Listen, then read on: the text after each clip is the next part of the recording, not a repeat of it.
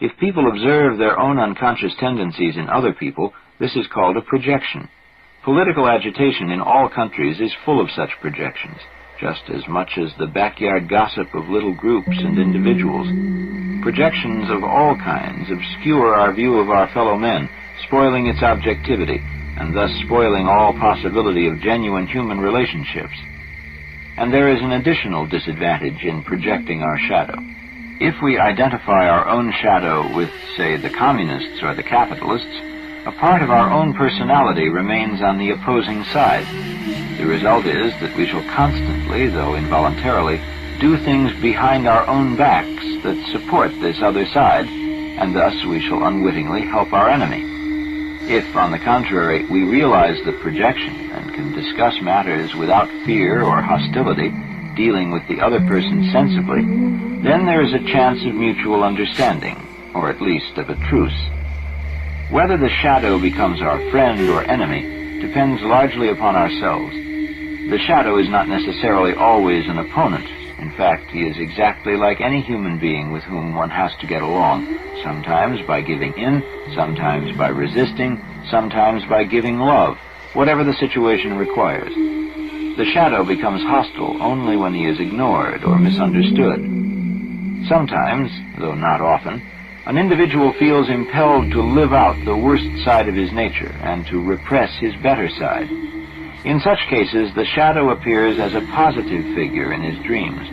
But to a person who lives out his natural emotions and feelings, the shadow may appear as a cold and negative intellectual. It then personifies poisonous judgments and negative thoughts that have been held back. So whatever form it takes, the function of the shadow is to represent the opposite side of the ego and to embody just those qualities that one dislikes most in other people. It would be relatively easy if one could integrate the shadow into the conscious personality just by attempting to be honest and to use one's insight. But unfortunately, such an attempt does not always work. There is such a passionate drive within the shadowy part of oneself that reason may not prevail against it. A bitter experience coming from the outside may occasionally help. A brick, so to speak, has to drop on one's head to put a stop to shadow drives and impulses. At times, a heroic decision may serve to halt them, but such a superhuman effort is usually possible only if the great man within, the self, helps the individual to carry it through.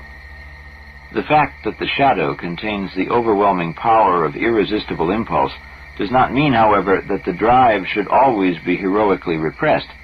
Sometimes the shadow is powerful because the urge of the self is pointing in the same direction, and so one does not know whether it is the self or the shadow that is behind the inner pressure. In the unconscious, one is unfortunately in the same situation as in a moonlit landscape. All the contents are blurred and merge into one another, and one never knows exactly what or where anything is, or where one thing begins and ends. This is known as the contamination of unconscious contents. When Jung called one aspect of the unconscious personality the shadow, he was referring to a relatively well-defined factor. But sometimes everything that is unknown to the ego is mixed up with the shadow, including even the most valuable and highest forces. In a case when the dream itself does not make things clear, the conscious personality will have to make the decision. If the shadow figure contains valuable, vital forces, they ought to be assimilated into actual experience and not repressed. It is up to the ego to give up its pride and priggishness and to live out something that seems to be dark, but actually may not be.